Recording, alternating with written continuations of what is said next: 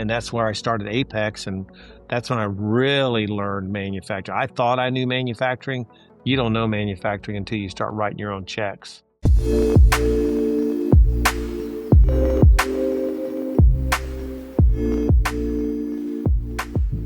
Hey, I'm Martin. Welcome to another episode of the Manufacturers Make Strides podcast, where today I'm having a fascinating chat with Larry Dix. He's CEO and founder of Apex Truss company over in Virginia in the United States.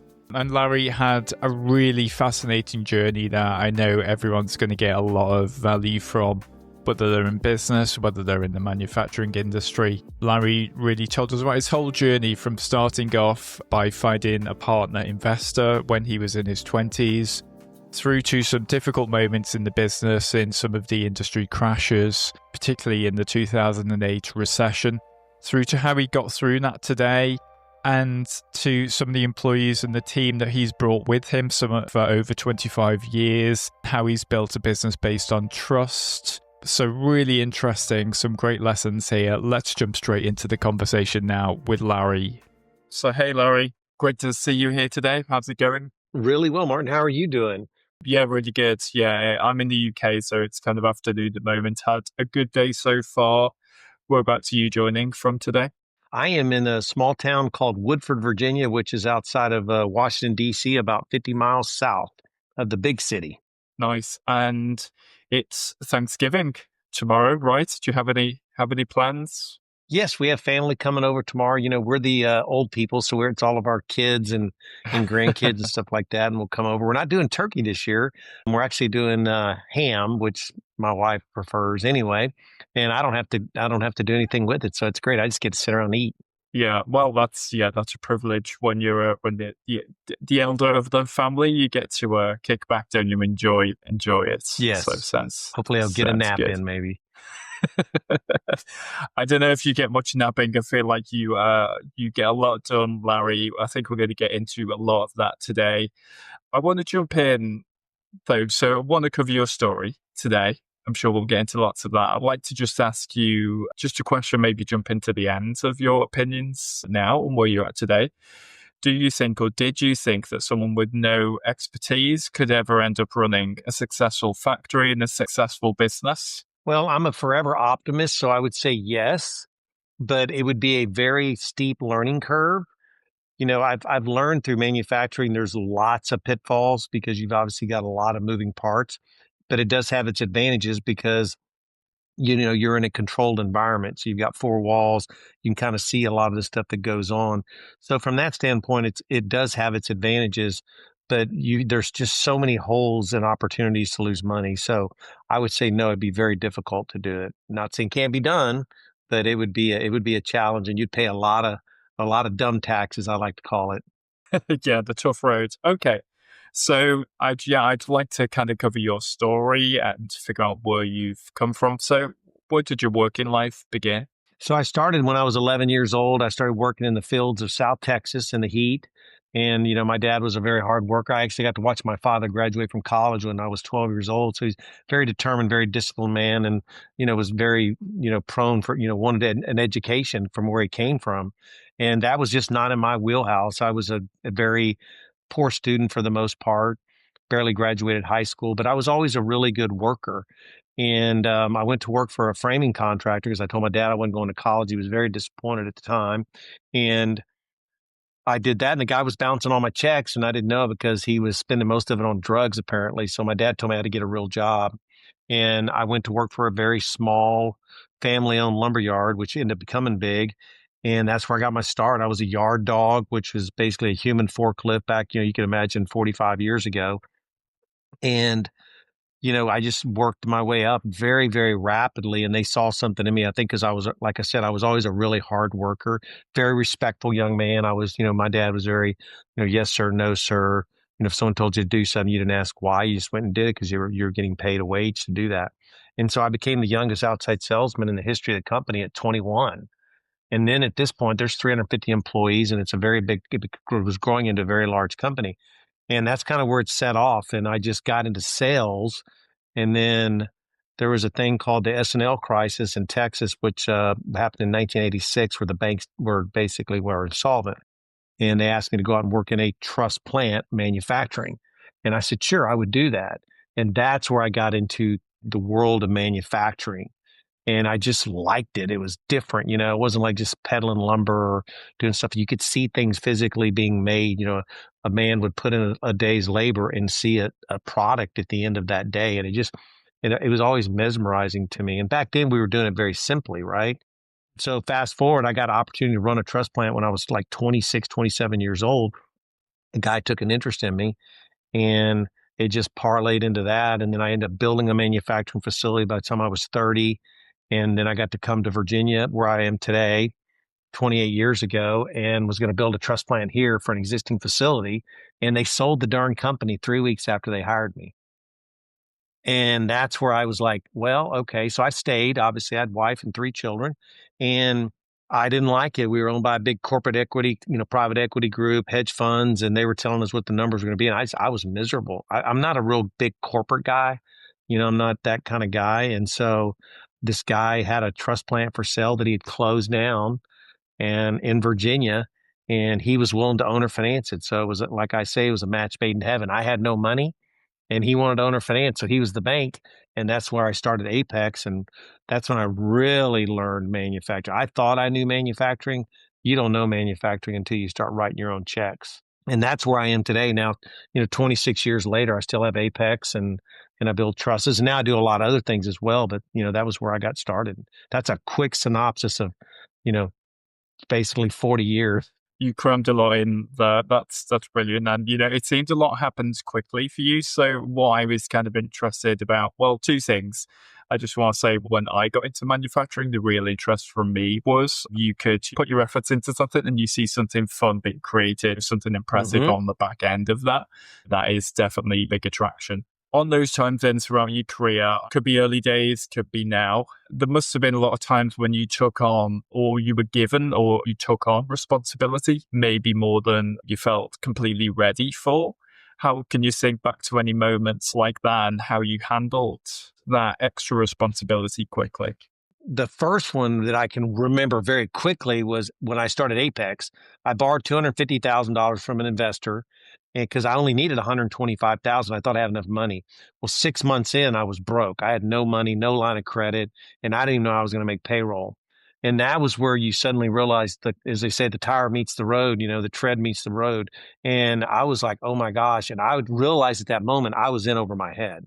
But being a fighter and willing to work, I had to figure something out. So I got my wife at that time of, about 25 years, said, hey, you're coming to work for Apex. And she goes, why is that? I said, because I can't do payroll. I need to save $300 a week for having paychecks do it. And we started doing payroll, and I started going and picking checks up and talking to people, and called my vendors and said I couldn't. And this was something that I can tell everybody from a business standpoint. I didn't know how I was going to pay my suppliers. So what I did was, and I picked up the phone and I called every one of them and said, look, here's where I'm at. And it was shocking that every one of them were willing to work with me. And one of them I'm still with today, 26 years later. He said I was the first guy that ever called him and told him that I couldn't pay him. And he just was amazed that I was willing to do that, and just being honest and telling people what you got and what you're trying to do. Because what people do is, a lot of times, and I've done this too, is we just don't take the call, right?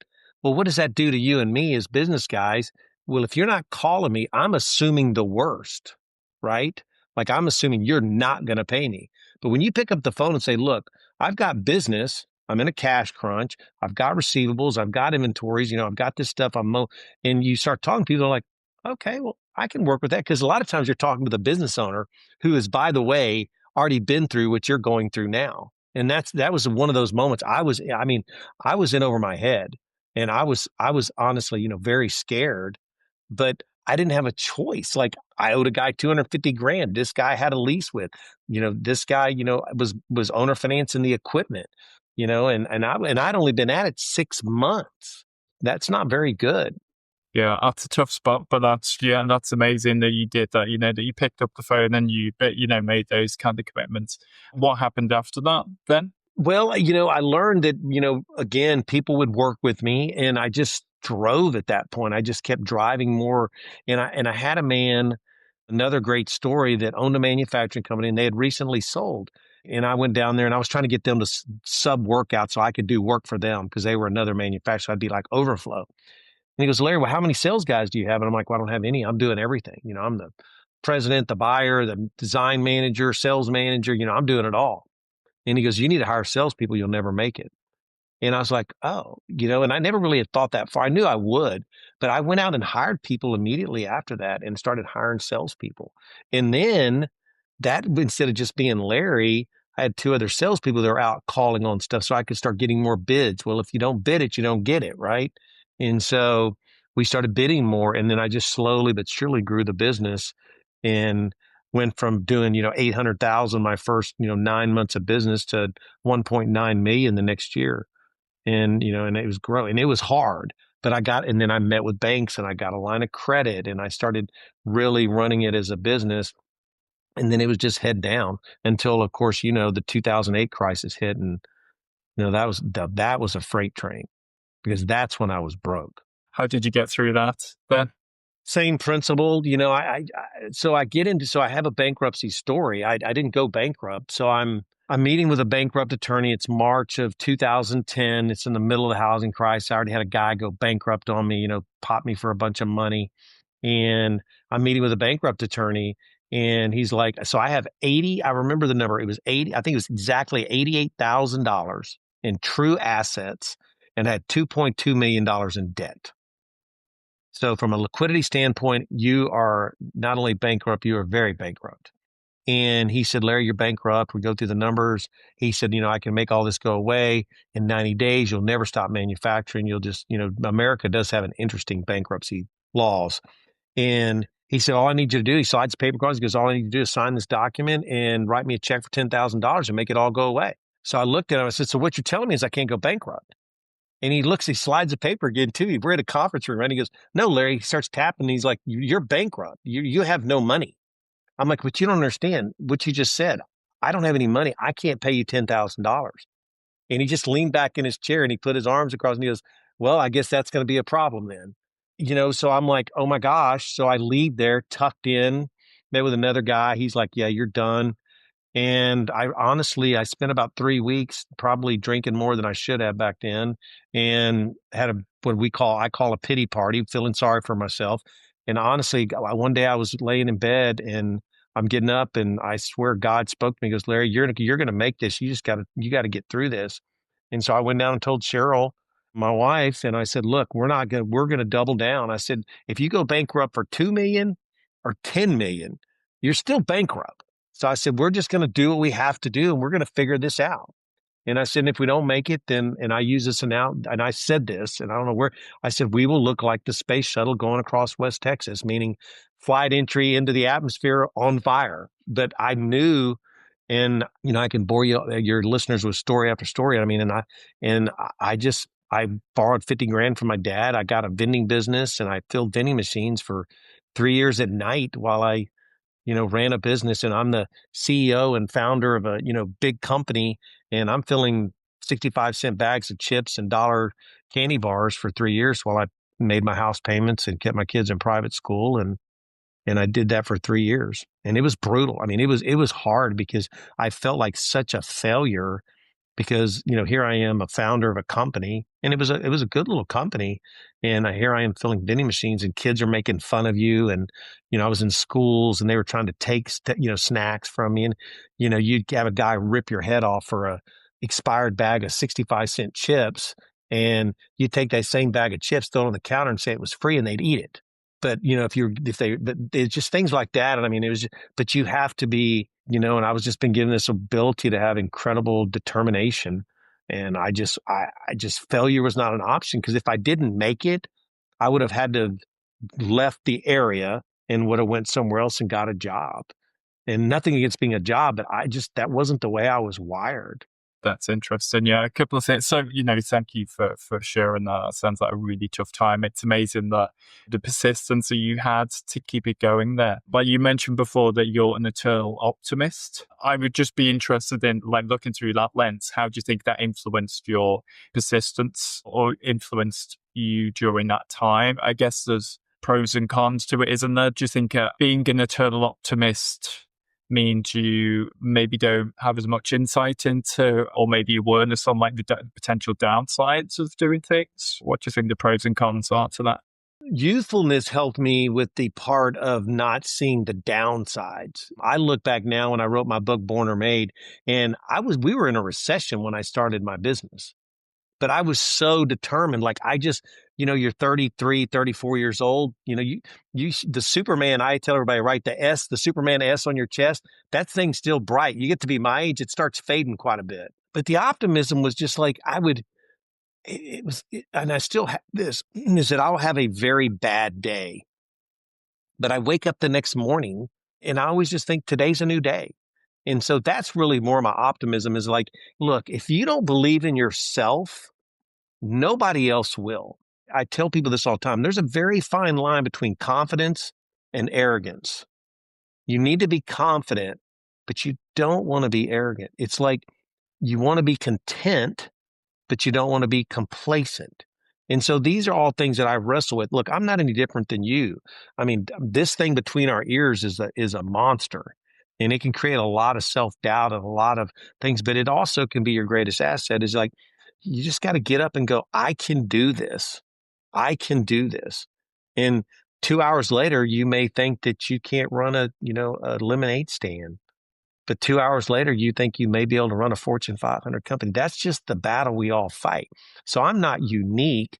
I guess it's just that I just don't have a lot of quit in me. I just don't quit. And I tell people all the time, like, look, if the things get bad, I always believe in my heart that I'm going to be okay because I know I'm going to be willing to outwork every person out there. And I will. I get up at 4 o'clock every single morning and I work out and I'm very disciplined, but I apply that to every bit of my business and everything I do. And so that's the optimism. But I mean, look, some of us are night people, some of us are morning people, right? I'm asleep by 9 o'clock, 9:30, but I think we can all be somewhat optimistic because I think you just got to look for the light that's there. There's always some glimmer of hope. Now, look, there's times that, we do have to throw in the towel, but I mean, it's going to I'm going to be pretty beat up before I do that. And I think that I learned this in COVID. This is an interesting thing. And I've really never heard anybody say this, is that if you can stay in business long enough, an economy is going to benefit you greatly. And COVID was one for me. And this has happened several times. But if you're the guy standing, there's going to be some benefit. And that's what you're trying to think about it. Like in 2008, 2010, my accountant tells me, he goes, Larry, I don't know how you're going to make this. He goes, but if you can survive this and outlast, because there were 1,000 manufacturing companies in my industry that we think just disappeared. 1,000. So that's 1,000 competitors. When I started in Fredericksburg, there were 4 truss plants. Today, you know how many there are?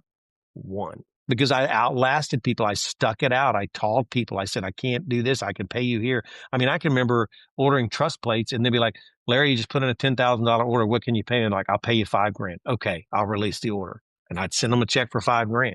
But, long answer. But yeah, I think optimism is still, I think most entrepreneurs are optimistic because you have to believe in yourself more than you don't, right? I mean, because we all struggle.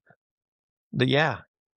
Yeah, to get up and kind of have the vision and go for it every day. Yeah. So I'd like to dig into what you said more about manufacturing plants there and get into that side of it. So you mentioned in that first kind of question that manufacturing is a tough road for creating a business. But you mentioned there that if you could be the one, with the business who's still running that many years later, there's some benefits for that. So yeah, so let's talk about that a little bit. What are some of the benefits of taking the tougher road with the manufacturing business? Well, you learn. I mean, like when I start, I mean, to me, when I think of tough road, I think of like starting at the bottom. Like the guys that I went to work for, that I was working for, the company, they made me go out and run the saw. They made me catch. They made me build trusses. They made me learn how to design trusses back then was very different. We didn't even have computers. You had to hand draw everything and stuff like that. That's the tough road. But anybody who wanted to do that, that's the first thing I would tell them. Like, you need to understand, how does the truck get loaded? Like, when I was working for other manufacturers, I was loading trucks. I would go out and I would say, can I load this truck? And I would try to, two things happen. One, you build incredible loyalty by your employees because they see you're the guy in charge, but you're still willing to do their job.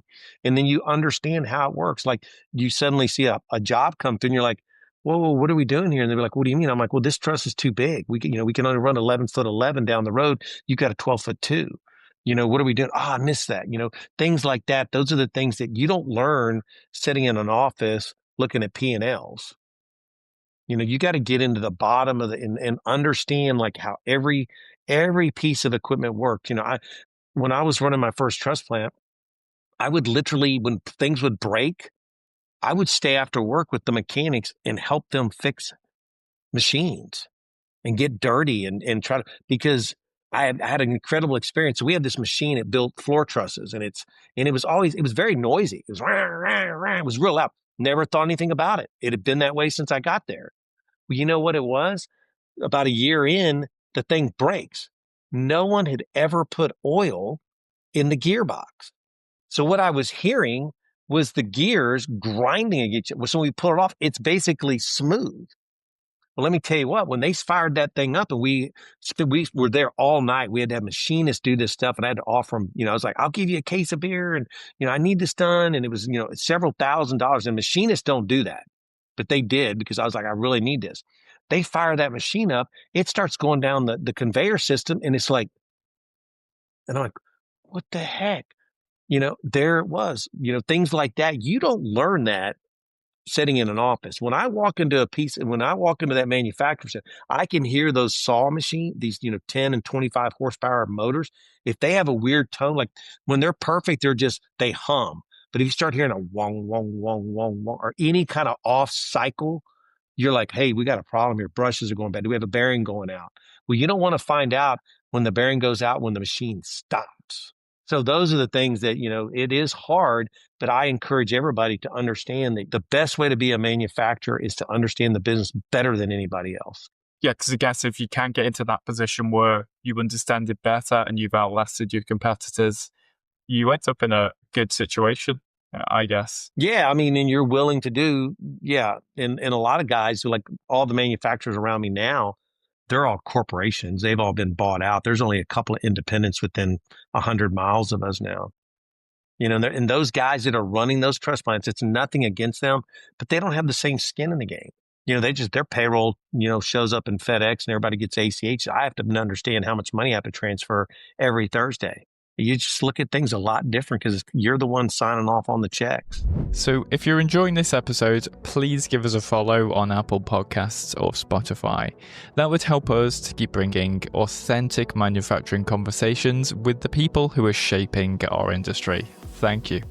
I'd like to switch gears slightly. We have a section called Myths and Truths. So I'm going to throw some questions out. You can tell me if you think it's a myth or a truth. You can tell me what your thoughts are about it if you want. Only certain backgrounds are a good fit for manufacturing roles.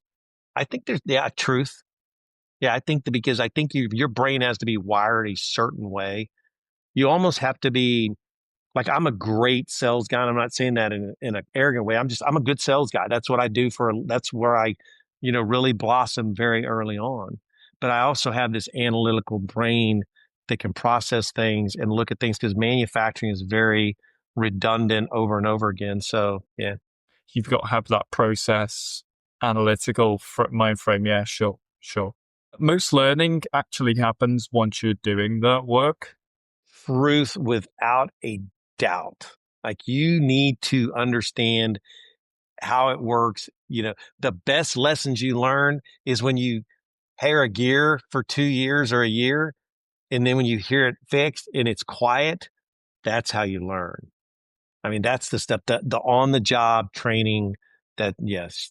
So that beats a textbook every time, you think? For me, I mean, I would want to read the textbook, but then I want to go apply it. It's like listening to a good, I'm a love a sales guy, right? Zig Ziglar is a guy in America's salesman. He could sell anything, but he taught you those type of things. You would read, you would listen to his tapes, but it didn't work until you applied it in real world because it doesn't always work in every situation. So yes. Yeah, and figure out what works for you and your Hmm. situation. Yeah, sure. You need big bursts of motivation to make progress. No, you don't need big bursts. You just need motivation in general. Sometimes the smallest things can light the biggest fires. I mean, sometimes it's the littlest. I mean, there are things that you work, the big things are great. You're like, aha, but it's the little stuff like I can squeeze a penny out of that. That 2 cents or I got a half a step less. That to me is really like that's the cool stuff. Yeah, and it's that consistency of like what you said before, the getting up every day and starting again. Every day. And don't look, just when you think you have it figured out, that's when you're gonna get punched in the face. So don't go in and think, oh, I've got this wired because things are changing and we can, go down these rabbit holes. I mean, AI technology, like when I started literally 40 years ago, we were sharing, or it was 45 years ago, we were sharing data through a server in some place in Missouri, and we could design one job in a day. We can design multiple jobs in a day with computers. And, I thought we'd still, when I got into it, we were hand drawing all the layouts. I built my first manufacturing truss plant and I put drafting tables in. Like, well, I don't think we're going to need those. I'm like, nobody's going to use CAD, right? Computer automated drafting. Guess what? Nobody knows how to draw anything anymore. Now everything's CAD. Be prepared for change, I suppose, is all you can do. Yes, you got to be prepared for change. Tough seasons shape better leaders. True. You have to have the tough. You do not appreciate the wins. And I talk about this a lot of my keynote speeches. Like what happens to everybody is they see you at the peak, but 90% of the time you're going into the challenges or coming out of challenges. And that's what makes you appreciate. Look, when I do this, one thing everybody notices, the peak is very narrow. You're only there for a very, very short period of time. So yes, 100%. I mean, that's what makes or breaks you. And sometimes it's going to break you and sometimes it's going to make you. But the breaks will make you into a better person because you'll see it coming. Okay, last one. Thank you for being exposed with these so far. You have to wait until you feel ready before you step up. No. If I would have done that, I still would not be in business. It's like having kids, right? It's the same scenario. If you wait till you can afford them, you'll never have kids. I mean, this stuff is hard. If you wait till you're prepared, you're never going to get anything done. Zero. Yeah, absolutely. Well, yeah, I kind of guessed where that question was going to be going, but Yeah, worth hearing you shocking say for me, right? Yeah. it anyway. Great. So, yeah, I'd just like to find out a little bit more about what you're working on now, what the future looks like for you. So, your book, Born and Made, it looks more like on the tougher side of growth. From that book, what are like the number one things that you hope readers take from that? Well, I want people to understand that it's not easy, right? Not everybody's on Instagram flying around in private jets and living on caviar and all this kind of stuff. It's hard. And there's a reason why 80% of businesses fell in the first 5 years. And I just want people to understand it. But I also want to give them the hope, like I talk about, is like, hey, if I can do it, I always like to say anybody can do it, right? I mean, because of if you look at my, I'm not highly educated, but I'm very educated because I never stop learning. And I talk about in the book is like, look, you have an incredible advantage now. I mean, think about where you and I are at today. We have these phones that are basically computers now, right? I mean, we can do anything. And so I just want people to understand that. I want to see the real stories of how a guy like me that went out and worked his butt off and made it. But the other thing I talk about is I'm still never comfortable. They can raise interest rates to 10%. You and I can be in trouble. I mean, we can have a war in Ukraine that could cause problems here. Well, next year, it could be in Canada. Don't get complacent on that kind of stuff. And, if you don't think it can happen to you, you're going to be sadly mistaken. And I just want people to really understand because you and I ever hear about is Elon Musk, who's, one of the, I think, our Einstein of our era. But I mean, you see all these guys and Gates and how successful they are, but 90% of the global population works for guys like me and you, not the guys on Forbes magazine. I mean, we have real problems. They have real problems too. They just got billions of dollars. I'm assuming it makes it better. I don't know, but maybe it does. But I mean, they got problems too. I mean, Like I tell people all the time, I mean, there's days they probably don't like their kids either. Just like you and I do some days. There's some days and your kids don't like you. I mean, it's just what it is. And that's the reality of it all. And I think social media has done us a lot of disservice because I tell people all the time, like when I was, a young man, I just wanted to be a business guy, right? I just wanted to own a business. Well, now everybody's like, oh, I'm an entrepreneur. I'm like, well, what does that mean? We think it's all cool and everything. It's not. You think it's more about status than It's that? not. Because when you're the CEO and, I'm not really a CEO. I like to kind of call it a founder because it's not like it's a big company or anything like that. I mean, you're the face and your company. And what people don't understand is like, look, if you were a yeller and a screamer and dishonest in your company, people are going to be the same as you. You will develop that skill set through your entire organization. My organization's is our mission statement is do what's right. I trademarked that. Like I own that trademark because we are setting a standard. I've retired 3 employees in the last 2 years that have been with me for 25 years. That's what I'm talking about. Not flying around in private jets, which I don't. That it's just most of us are just out here, helping. Like for me, I have, 45 employees. Well, if you multiply that times 4, do quick math, you're talking almost 200 people. Well, I take that responsibility personally. If you lose your job working for me, well, that affects your wife, your children, everything, right? And I take that burden personally. But my employees also know that. Yeah. So do you think there's a lot of opportunities out there, in businesses, areas that aren't as maybe as glamorous, maybe aren't as focused on social media as much, but you think there's still a lot of opportunity out there? Yeah, I think it's changing. I tell people all the time, like when I started Apex, I borrowed 250 grand from a guy, went into debt for, arguably a million and a half with the leases, but it was probably I was probably in debt for about 750 grand. Well, that same business today, you can't start it for less than $10 million. I mean, it's just the barrier of entry has gotten great. So there's a fine line. To answer your question, yeah, I think there's opportunities. I mean, I've looked at this guy that's doing this fuel business down in the Carolinas, and he was telling me about it, and I was just blown away. You got to find the niches, right? You got to find the things because manufacturing, what I do is trusses. Most people think I'm a banker. They're like, you own a trust? I'm like, no, trusses. And I have to kind of, because it's not sexy, but every house in Virginia, for the most part, in Maryland, have trusses on them. Most people don't know what they are. So I look at things that are not sexy, that are kind of off the beaten path, that someone maybe just doesn't pay attention to, that can be very successful businesses. And think about this. I'm 62. I'm the last year of the baby boomers. Me and Cheryl, I think, may actually be. I was born in 63. Well, I talk to these guys all the time. There are thousands of businesses in America that are for sale today, right now, because they're guys like me and they have no one to sell them to. So people should look at opportunities like that. I think they're calling it the silver age, or there's some name they're calling it, acronym they're calling it, because there's all these people that own these great little businesses. Now, are you going to make $5 million a year? No, but you might make $500,000. You might make 250 and control, somewhat of your own destiny or something like that. Those are great opportunities. So to answer the other side is, yeah, I think there's opportunities. I think there's going to be a lot of businesses in the U.S. that are going to be for sale and that are for sale and just can't find buyers, and they'll own or finance it. Yeah, that's a good thought. So going back to your book slightly, you built your own framework over the years. What made you think about that and put your ideas into that kind of framework? Well, I didn't realize I had the framework until I wrote the book, honestly, because I've just been in the day-to-day fight for 23 years at the time.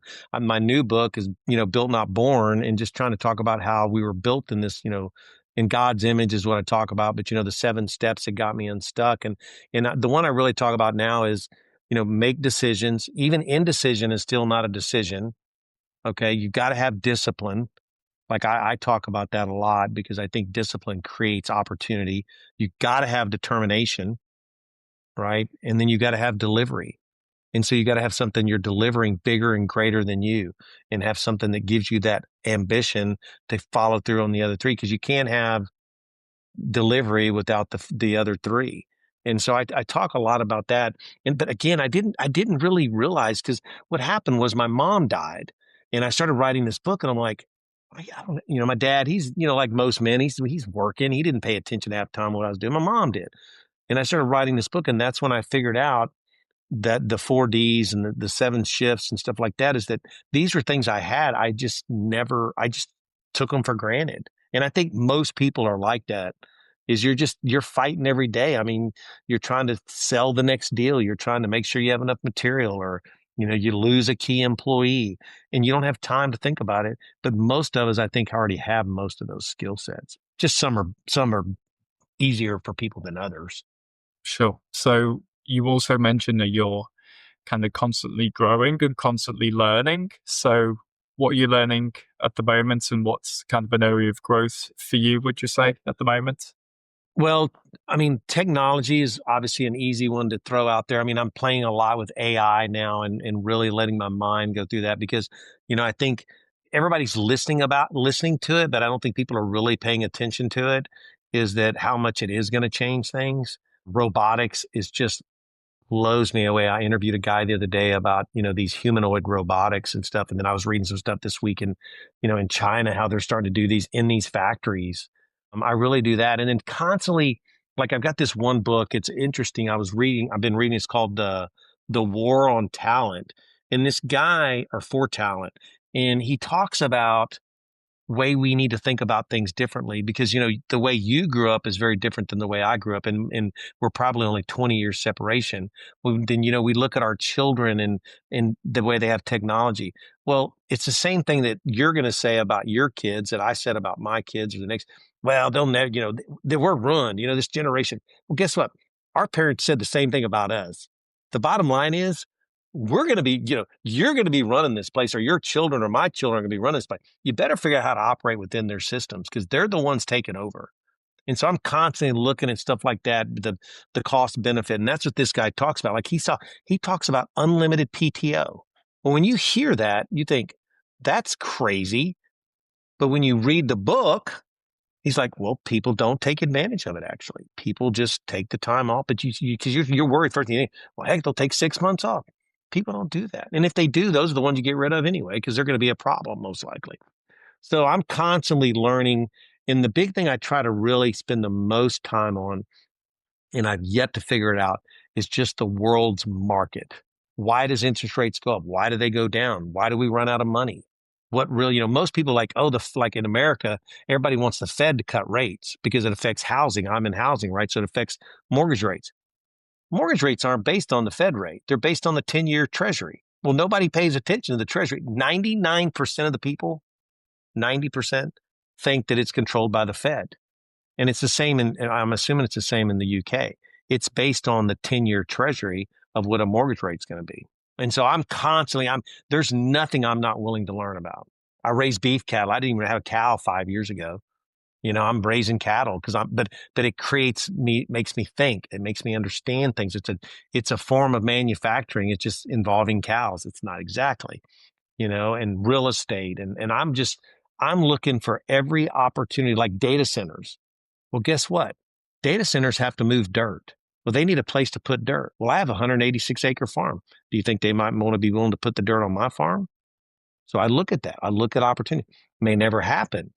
So constantly be looking at the next possible idea and just keep doing it. Because like 3D printers, I've got a 3D printer. Well, you know what? They've been doing 3D printing since 1989. But guess what? Most of us don't even know that. There's a guy in Stafford County, 2 counties up from me. I go into this place and he's literally been in business since 1989. But yet you and I just started talking about it within the last, 10 years? So you've got a lot of ideas. You're brimming with ideas. How to choose what to focus on? Well, I've gotten a lot better at it now. I used to be focusing on about 50 things. And now what I do is I keep myself only on 5. That's it. 5 things. And I focus on 5. If something comes in and I like it, well, that means I got to throw one out and put it in the 5. Because what I'm trying to do is build 5 streams of income. I have 3 very good ones. My book and stuff like that. Keynote speaking is my 4th one. And I've got a 5th and 6th one. I haven't decided which one the 5th one's going to be yet. And so, if I tell you, I'd have to kill you. So I don't want to have to drive all the way over there or fly all the way over there and get to you. And so that's what I learned, because the problem with, and I didn't even realize this until again, is my wife and there's another squirrel. So I'm the guy, like most entrepreneurs, I'm sitting here talking to you, and next thing you know, like I'm looking over here. And then I'm looking over here, and my wife used to get so mad at me. She'd be like, I'm sitting there trying to tell you something. Next thing you know, you're like, hey, did you see that house over there? Can you believe? And I'm like, and then one day, it was literally within the last 5 years, she was very frustrated with me that day. And I said, Cheryl, I said, you need to understand something. I said, I don't like being this way either necessarily. This is just who I am. And it was like an aha moment. Like, it frustrates me. Like, I have to sit here with you and be very focused. That's why I have a light in front of me. I have a camera. I'm sitting because next thing you know, I'll be like, oh, I wonder what they're doing out. I wonder why is that cow making that funny noise? You know?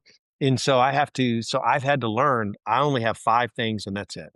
Otherwise I'm just freaking crazy. Yeah, it's interesting. I've done something similar. I kind of commit to 3 projects per quarter and can rotate one or bringing you in once every new quarter, because I also need the blocker on being able to just randomly swap in a project here or an opportunity here or there. Yeah. It's good to see it through at least to the end of the next, this quarter, then see at that point, does it seem as shiny and fun at that stage? Do you see that, like, that it is funny? You said a funny word, not funny, but that's funny to me because what happens is I get stuck on the shiny object. But The sometimes shiny of, it's yeah, amazing, yeah. yeah, how quickly in a week that shiny object can become very dull. But your mind gets like, whoa, that's a great idea. And you're like, oh, that's kind of dumb. Yeah, it probably doesn't work. But you do it's a constant battle for guys like us to keep that stuff out. And that's where the discipline, the determination, making decisions, like you just got to make a decision to stay within certain guardrails. And my brother and I, we talk every day. And matter of fact, he's over there with you right now. Actually, he's in Paris. But, he and I hold each other accountable. Like, yeah, don't go. Let's just no, don't do that. Don't do that. Because I bet there's not a week goes by that he and I are talking about some crazy idea. But it keeps your mind moving. You're thinking, you're trying to see things because you never know. You might get the deal that works. You may stumble across, You the never next big know. opportunity. You never know. Hmm. That's right. So what's your focus then for the coming year? You've got your book out there. Yeah, what's your kind of business goals? So my manufacturing, I'm really on a growth spurt. I've been kind of complacent and not complacent, but I've just had a very steady business. It's been, it ebbs and flows. I'm now taking control of that. I've hired 2 additional sales guys. We've added a brand new saw. We're, doing a little different stuff. I've hired a general manager, which I've never had before, and helping me grow because I figured out that he's just better at certain things than I am, period. And so that's a big focus is we're on a very large growth program for the next 3 years. I have a quick Yeah. question there then. So you've got a lot of systems, I'm sure, in your head that you just know how to run. How do you hand that off to a general manager? It's very hard because what I'm learning is like I mean, I can look like I get production reports I can look at them and within 2 seconds, like, hey, we got a mistake here. Well, having to teach. So what I'm having to do is I'm having to teach him. Like we looked at yesterday, I put a budget together for the next 3 years and I'd, go down every one of those. I have him come in the first Wednesday after every inventory to do whip adjustments and do the stuff. So I'm literally having to go through and do everything. It's kind of hand to hand combat because he worked in the corporate world and all that stuff just kind of came to him. And for him to really understand manufacturing like I understand it, I'm having to go over the financials and say, here's where our direct labor is cost of goods. He sees that, but he gets real hyper focused on this because these corporations do. And I'm like, yeah, I'm not worried about that. I want margins. You got to drive sales, margins, and you got to pay attention to the stuff in between. But there's, margins and sales solve a lot of problems. So to answer your question is I'm literally having to teach him how to do that, going over, we're readjusting our employee handbooks, which we kind of had, but not really had because again, small company, if somebody had a question, what do? They just called the owner. You got 40 employees, 45 employees. Everybody knows your number. If they got a problem now, I try to follow the proper chain of command, but if there's a question, we make a decision. Well, now you got to start having it in writing because, we may be 80 employees in 3 years. Well, you got to have a very specific vacation policies. So to answer your question is I'm literally having to just get in hand to hand and we are going over every single thing. So you're putting your general manager in place. Is that going to free up your time for another opportunity or two on top of those five, or are you going to be focusing on something else a bit more? No, I'm going to be focused on Apex right now because that's where I've always kind of made all my money. I'm always going to be focused on, I love real estate, but now my main focus is, like I said, I've got the five. There's a couple of things I'm working on. But what happens is because the economy's kind of not very good here, you end up working harder during the slow times than you do when business is good. It's easy to let things slide when you're making a bunch of money, but boy, when you're not, you got to pay. You got to start watching every penny. So right now, my main focus for at least the next 3 years is 100% the manufacturing. I don't know if you noticed, I'm the president of the National Trade Association for the Structural Building Components Association for the next 2 years too. So I'm very focused on manufacturing for at least the next 24 months. I hope that works out really well. I'm sure it will. You've got it this far to a great position. Thank you for your time today, Larry. Just kind of final thoughts. What's one small shift who was working in manufacturing that they could make this week to move forward in their business, in their career, maybe if they're working in a manufacturing business? If I was going to tell anybody the quickest thing, always immediate, is review your financials every single day. Check your receivables, your payables, and your inventories and monitor those and get into a skill set that what happens is if you do this every day for like 3 months, and I mean Monday through Friday, and if you want to do Saturday, Sunday, you will start picking up things so quickly that no one else will pick up. Like you'll see, because you start remembering the numbers, you start seeing the things. Why is my direct layer changed? Why do we have overtime? Why is my inventory getting low? Why do we have a high inventory? Well, high inventory is cash. And you know how that works. You got inventory. It's like, oh, we got all this inventory. All you see is money. And I would tell people that I learned that very young. And that would be the number one thing I would tell any manufacturer: review your financials, balance sheets, receivables, payables, inventory turns every single day. You do that for 6 months. You're going to be so far ahead. Your time from spending 20 minutes a day to doing that will literally be 30 seconds. And you get just this crystal clear view of your operation. Great. What about someone who's working in that, what are your best people working in your plant? What do they do every day that really helps? Well, I was very fortunate. I worked for a guy in Austin, Texas named Alec Beck. And one of the things he did is he was very big on autonomy. And so some of the reasons why I have people for so long is one, I like to think I'm a nice guy, but is that I give them autonomy. I'm like, make decisions. I talked about decisions, right? Really push people to make a decision. I can remember I hadn't been in business probably 6 months. And one of the people in the office calls me and says, Larry, we got a problem. We've got overnight hangers, right? This is a part of a product that has to be installed and we didn't have them. And I need to overnight them to the job site tomorrow. And I heard this and all I said, and this is a true story. I said, don't ever call me with a problem like that again. And I hung up the phone.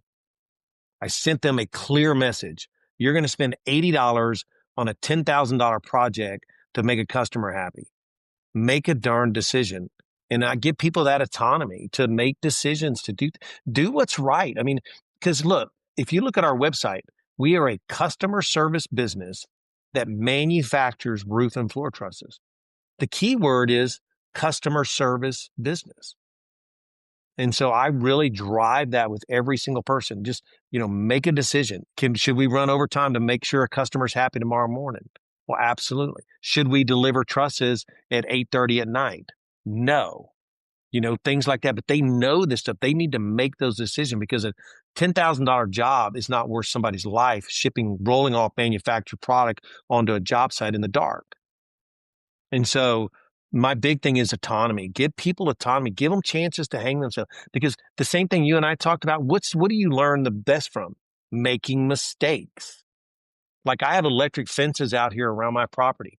Let me tell you what, you grab a hold of one of them things, it hurts. So every time I go up to a gate, I tap it. Okay? I'm making a decision. Is that thing, because it cycles, right? So if you hit it, at least you're pulling off. It's the same thing in business. Give people autonomy. If you're a constant control freak, you'll never grow. And that's allowed me to keep, and people like that because then they buy in. They know that, wow, the owner trusts me. Well, yeah, I trust you. I know you're not going to steal from me. And if you do, I'll fire you. That's why literally I have people that have been with me for 25 years. That's my greatest success. Period. Like I tell people all the time, no matter how much money I've made, no matter how much money I've lost, the fact I've been in business 26 years is that I have people that have worked for me since the day I started. My first employee just retired a year ago. That's great. Thank you for those stories, Larry. That was really great to hear your journey, your lessons, everything along the way. Where can people find out more about you, Larry? So you can go to www.larrygdix.com or bornormadepodcast.com. They can talk to me. We have, speaking opportunities. We love to come out and speak to people, talk about our journey and the 4Ds, and then the 7 shifts that got me unstuck, and really try to motivate people and give people true life stories of one person's journey. And, there's lots of them out there, and they can get in touch with me anytime through the websites, and I will respond. Thank you, Larry. Really appreciate your time. Fascinating interview today. Hope you have a great day. Thanks a lot. You do the same. Thank you. Take care.